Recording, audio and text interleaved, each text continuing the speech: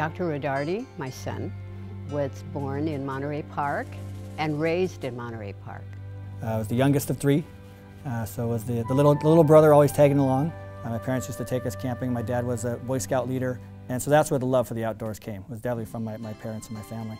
When John decided that he wanted to go to Harvard, they said if he was going to go into the medical field, he should have some kind of volunteer work in the medical field. My uncle had had a medical issue that he's seen Dr. Sapanta for, and my mom, she got to talking to him. Dr. Sapanta had given me his card and said, if you ever need anything, call me. And I told him John was interested in going into the medical field, but he needed volunteer work. So he basically, all summer long, I shadowed him in his office. I went to the hospital and did rounds with him. I went and saw patients with him. I was a little tag-along, and it just developed into this incredible mentorship. From Harvard, he went to USC School of Medicine. When I first interviewed here, my first interviewer didn't like me too much, actually. Fortunately, I was able to speak to our Dean of Minority Affairs, Dr. Althea Alexander. She, on my behalf, said, you know what, I know this kid. He's a good kid. Let's give him another shot. So I loved my time at USC.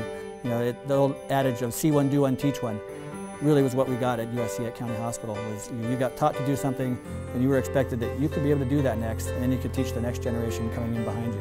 While I was here at USC, I was a Latino alumni scholar. I actually met Dean Althea Alexander. She had told me about Dr. Rodarte and some of the work that he was doing with Healing Hearts Across Borders. I shot him an email, asked him about the work that he was doing. One thing led to another. I ended up going on the next trip. I think you can honestly see when he's with the families and with the children, he cares deeply about the population, he cares deeply about the kids. There was a little girl that was brought to him when she was 4 years old. The mother said that she was dying. And I remember the clinic when she first came in, and Mom was carrying her, and she was literally blue. Her color of her face was blue. She had this bad congenital heart disease, and so we knew that, wow, we have a very short period of time if we want to get something done here. And so my son was able to get UCLA to agree that they would do surgery on her for free. She's one of our Healing Heart successes. She's 14 now, and she wants to be a doctor. When I go down to Healing Hearts, part of the joy is the patients that I'm treating. A good amount of the joy is the students that are getting to do that as well, and me seeing everything new through their eyes. It's the first time they're volunteering in a third world area, and they're seeing patients really in need and something that they can really do about that. And for me to see that through their eyes makes it special every single time. When I'm feeling really stressed out about everything that I have going on, I think of everything that he's got going on. That he does this Healing Hearts Across Borders. He's a dad, he's a husband, he's a professor at Keck. He's on the Dodgers staff or the medical staff. He volunteers at the high school. He's a volunteer sheriff. He does Montrose Search and Rescue.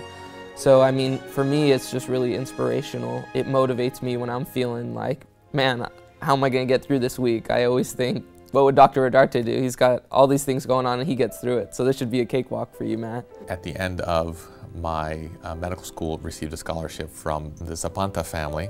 So I met with the late Edward Zapanta, his wife, Noreen, and I was explaining to her how John Rodarte had been such an influence for me.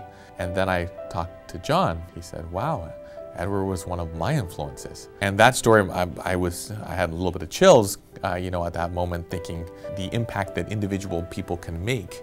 And so, for example, the Zapanta family, in this case, Dr. Zapanta, and without him, Dr. Rodarte wouldn't have been around. Without Dr. Rodarte, maybe I wouldn't have gone to medical school, maybe I wouldn't be here where I am. I needed people along the way to kind of help mentor me, and that's what I've wanted to try to give back to LAA. Was, they're doing these incredible things, providing scholarships, and I love helping those students who need that kind of help, and especially when there's that cultural bond, and I can see myself in them, or I can see my brother or sister in them, or my mom and dad in them, and that's what I want to give back to LAA. But yet, I still feel so young in terms of what there is to do. I have no idea what I'm going to do or accomplish. I just know there's still a lot that can be done. As people know, I don't sit still.